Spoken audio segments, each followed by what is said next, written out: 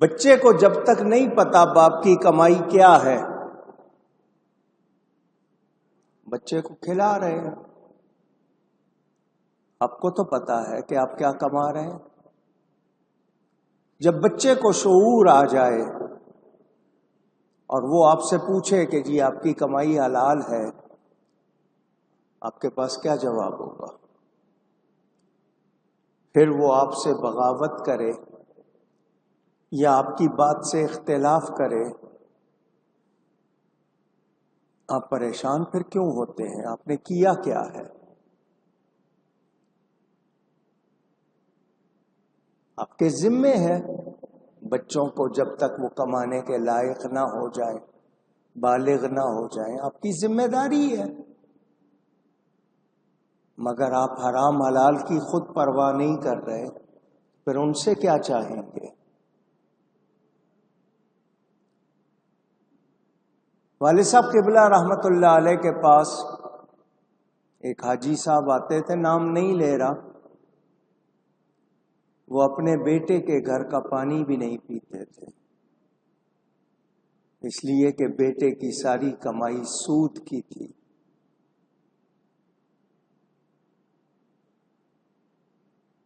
اس کا سارا کام جو تھا بزنس میں، اس کی بنیادی سود تھی، وہ اس کی کار میں بھی نہیں بیٹھتے تھے۔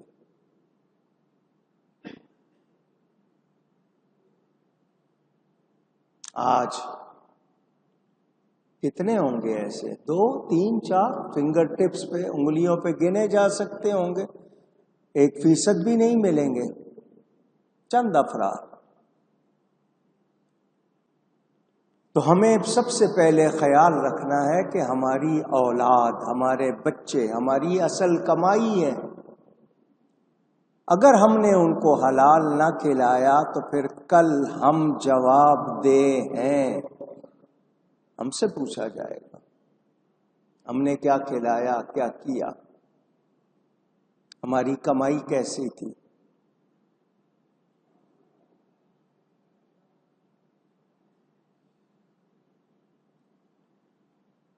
کیا ہم واقعی اللہ سے ڈرتے ہیں؟ ہمیں خوف ہے، ہمیں اس بات کا احساس ہے کہ ہم سے پوچھا جائے گا اور ہم نے جواب دینا ہے۔ ہر طبقے میں کسی کی استثناء یعنی کسی کو ایگزمپٹ نہیں کر رہا، الا ماشاء اللہ۔ پورے معاشرے میں آفیسرز ہوں،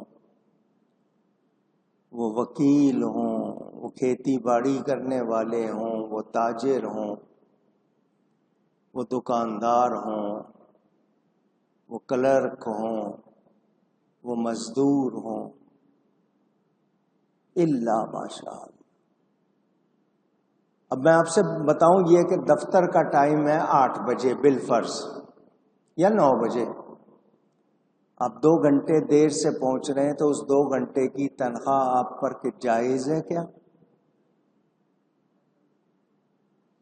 آپ کو جو کام کرنا ہے وہ آپ نہیں کر رہے تو آپ کی تنخواہ درست ہے؟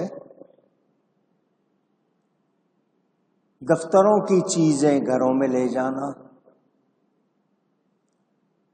کتنا پیٹرول ملتا ہے، اس سے کیسے استعمال کر رہے ہیں، گاڑی کہاں کہاں یوز ہو رہی ہے، چھوٹی چھوٹی باتوں پر ہم بالکل لاپرواہ۔ امیر المومنین حضرت سیدنا عثمان غنی رضی اللہ تعالی عنہ، ان کے حوالے سے میں نے یہ بات پڑھی۔ گھر میں بیٹھے کام کر رہے تھے، اس زمانے میں بجلی نہیں تھی، چراغ جلاتے تھے جس کو انگلش میں آپ لیمپ کہتے ہیں، دیا، چراغ۔ کوئی شخص ملنے آ گیا، ملاقات کے لیے آ گیا۔ حضرت عثمان غنی نے جو چراغ جل رہا تھا وہ بجھا دیا، دوسرا چراغ روشن کر دیا۔ آنے والے نے کہا کیا فرق ہے؟ ایک چراغ بجھا دیا، دوسرا جلا دیا، روشن کر دیا، کیا فرق ہے؟ آپ نے ایسا کیا تو کیوں کیا؟ حضرت عثمان غنی نے فرمایا، میں کام کر رہا تھا سرکاری، جس کو گورنمنٹ کا کام کہتے ہیں، اور جو چراغ جل رہا تھا اس میں جو تیل تھا وہ سرکاری خزانے کا، بیت المال کا تھا، میں اس میں کام کر رہا تھا۔ آپ آ گئے ملنے، اب میں نے کام روک دیا، آپ سے میرا ذاتی طور پر ملنا ہو رہا ہے، تو میں اس میں گورنمنٹ کا تیل کیسے استعمال کروں؟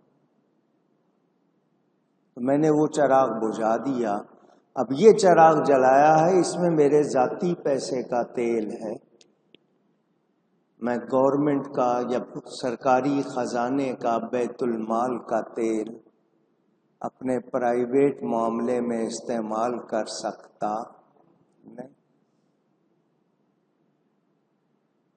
اب اس کردار کو جو میں نے آپ کو سنایا، کیا آج ایسی مثال ملے گی؟ لوگ کیسے تھے؟ میں نے یہ بات بھی آپ کو سنائی کئی مرتبہ۔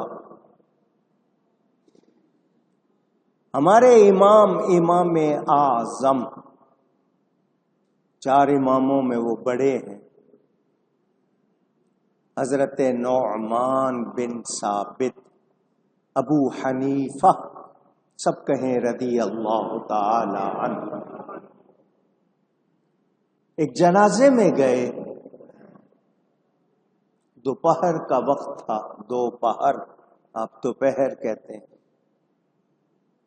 8 پہر ہوتے ہیں نا 24 گھنٹے میں، 3 گھنٹے کا، پونے 3 گھنٹے کا ایک پہر، 2 پہر صبح کے بعد، یعنی جب دوپہر ہو جائے۔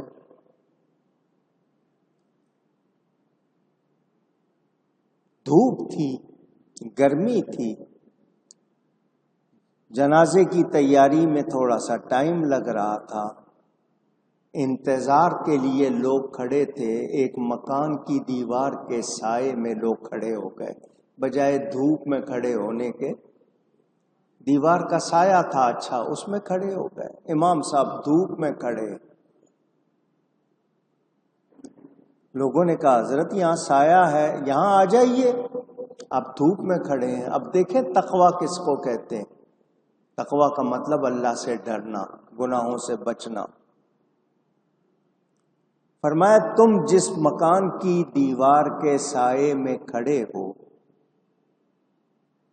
اس مکان والے نے مجھ سے قرض لیا ہوا ہے، میرا مقروض ہے، مجھ سے لون لیا ہوا ہے، اگر میں اس کی دیوار کے سائے سے فائدہ اٹھاؤں تو یہ سود ہو جائے گا۔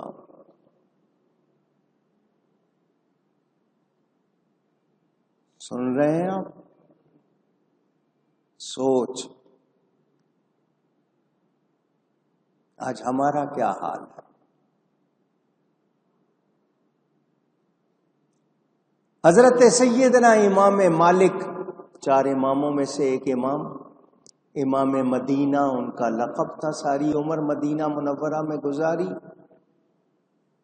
ان کے پاس ایک خاتون آئی، یہ بات بھی میں نے آپ کو پہلے سنائی بھی ہے۔ ایک بات پوچھنی ہے، مسئلہ معلوم کرنا ہے۔ کیا؟ میرا پڑوسی گورنمنٹ کا ملازم ہے، سرکاری ہمارے ہاں کہا جاتا ہے، اس کے گھر میں جو چراغ جلتا ہے اس میں سرکاری طور پر اس کو تیل ملتا ہے، اس کا چراغ جو ہے وہ اس کی روشنی میرے آنگن صحن میں آتی ہے، اس نے جہاں چراغ لگایا ہوا ہے اس کی روشنی میرے کورٹ یارڈ میں، میرے صحن میں، آنگن میں آتی ہے، کیا میں اس روشنی سے فائدہ اٹھا سکتی ہوں؟ سن رہے ہیں آپ؟ سوال سن رہے ہیں؟ اس کی روشنی خود بخود آتی ہے، میں نے کوئی انتظام نہیں کیا ہوا کہ اس کی روشنی آئے، وہ آتی ہے۔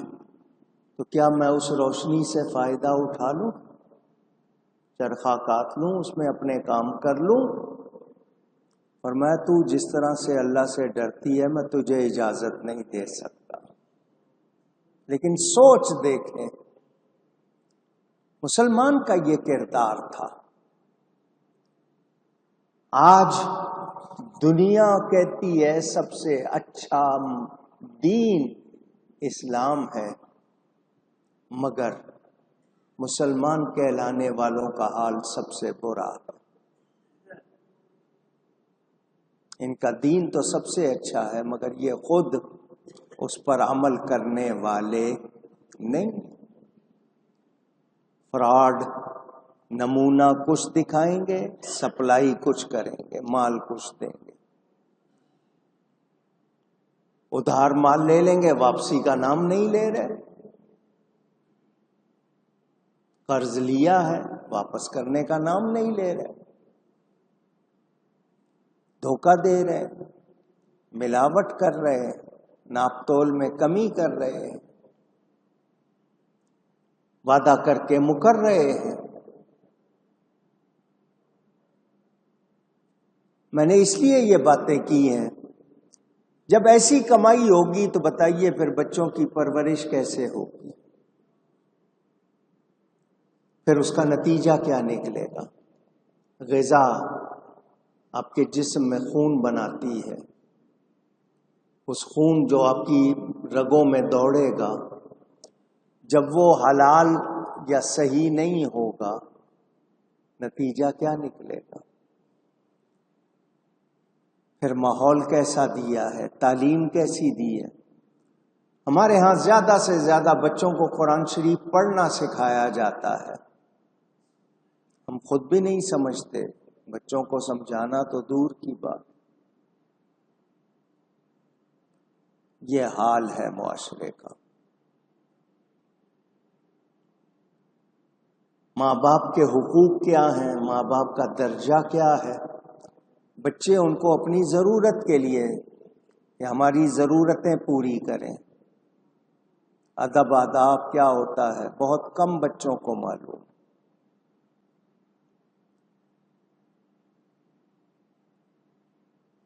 بھول گئے الا ماشاء اللہ، میں کیا آپ کیا، کوئی ہوگا جن کو توفیق ملی ہے، دعائیں لیتے ہیں، خوش رکھتے ہیں، کامیاب ہوتے ہیں، ورنہ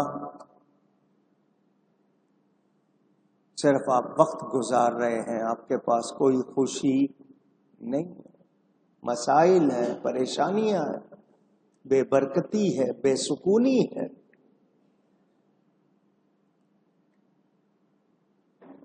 ماحول کا بھی اثر، باہر کی غذاؤں کا بھی اثر، آپ کی تربیت کا بھی اثر، آپ کی کمائی کا بھی اثر۔ اللہ فرماتا ہے شکر ادا کر میرا اور اپنے ماں باپ کا۔ اللہ نے یہاں کسی اور کا ذکر نہیں کیا، کسی نبی کا، ولی کا نہیں، اپنے ساتھ ماں باپ کا ذکر کیا۔ اے بندے، پیدا کرنے والا میں ہوں، تجھے جنا ہے تیرے ماں باپ نے، ان کی وجہ سے تجھے وجود ملا ہے، ان کا حق پہچان، حق مان۔ اب میں جو بات کر رہا ہوں یہ بات ساری دنیا کرتی ہے، بولتے سب ہیں، پہچانتے نہیں ہیں۔ ہم کچھ بھی کر لیں ماں باپ کا حق ادا ہو سکتا نہیں۔ آپ بھی کہہ رہے ہیں، میں بھی کہہ رہا ہوں، مگر اس پر عمل کس کا ہو رہا ہے؟ پیسے کا معاملہ ہو، وقت کا معاملہ ہو، توجہ کا معاملہ ہو، کتنا دل دکھاتے ہیں، وہ پھر بھی درگزر کرتے ہیں۔ جب ہم ماں باپ کا حق ادا نہیں کر پاتے، اللہ کا کہاں سے کریں گے؟ ہم نے دوستوں کے لیے، اپنے مفاد کے لیے، جن کا حق ہم پر وہ نہیں ہے ان کے پیچھے لگے ہوئے ہیں، جن کا حق ہے اس کو بھولے ہوئے۔ بیوی کا حق کتنا، بچوں کا حق کتنا، رشتہ داروں کا حق کتنا نہیں یاد۔ سیاست میں، دوسری چیزوں میں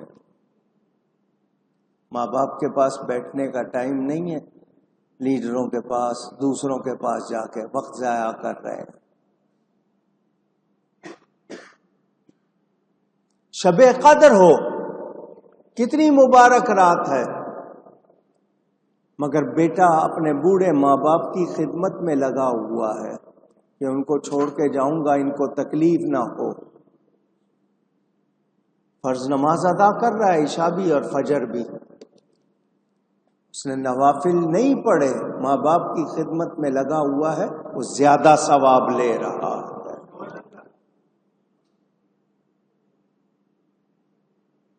کیونکہ اللہ کی رضا ماں باپ کی رضا میں ہے۔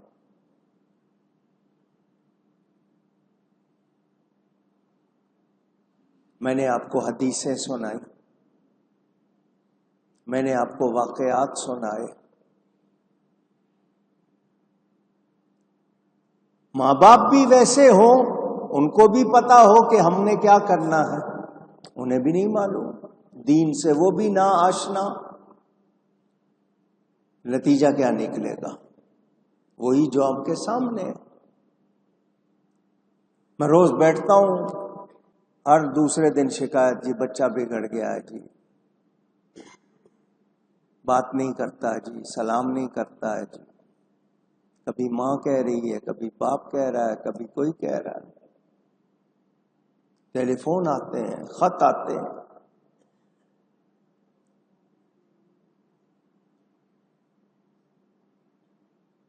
میں نے آپ کو یہ سنایا، اپنی طرف سے نہیں، تفسیر سے سنایا۔ ماں باپ کو بچے کے علاج کے لیے سب کچھ بیچنا پڑے، وہ بیچ دیتے ہیں بچے کی زندگی کے لیے۔ بچے کے پاس ماں باپ کے لیے پیسے نہیں۔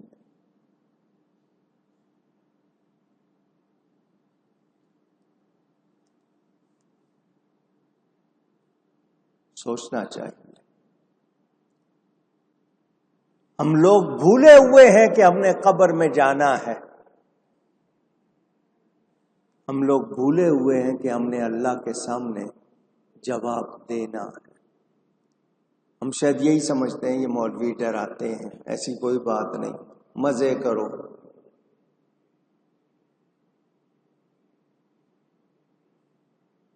دنیا کس نے دیکھی ہے؟ تھوڑا سا ٹائم ہے، مزے کر لو۔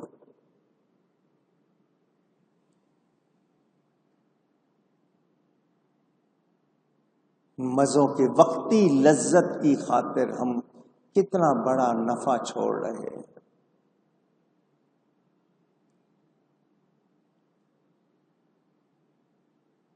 کتنی بڑی مثال ہے ہمارے سامنے حضرت سیدنا اویس قرنی رضی اللہ تعالی عنہ۔ نبی پاک صلی اللہ علیہ وسلم کا ظاہری زمانہ پایا، بوڑھی ماں کی خدمت میں لگے رہے، نبی کے پاس آ کے صحابی نہیں بنے، حالانکہ ظاہری زمانہ پایا۔ ماں نے کہا مجھے چھوڑ کے جاؤ گے تو مجھے کون پوچھے گا، کون دیکھے گا؟ ماں کی خدمت میں لگے رہے۔ خیر التابعین ان کا لقب۔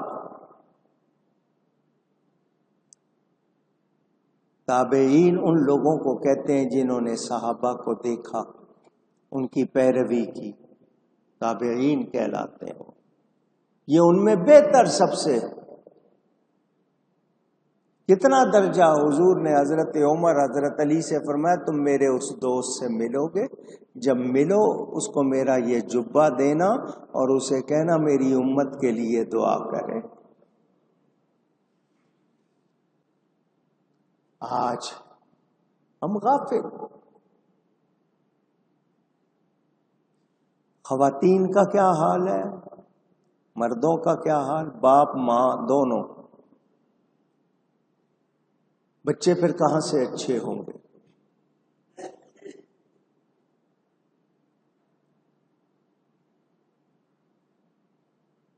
حضرت سیدہ کائنات شہزادی رسول، انہوں نے بچوں کی پرورش کیسے کی؟ خود رسول پاک صلی اللہ علیہ وسلم بچوں کے ساتھ کیسے؟ نمونہ موجود، مگر ہمیں فرصت نہیں.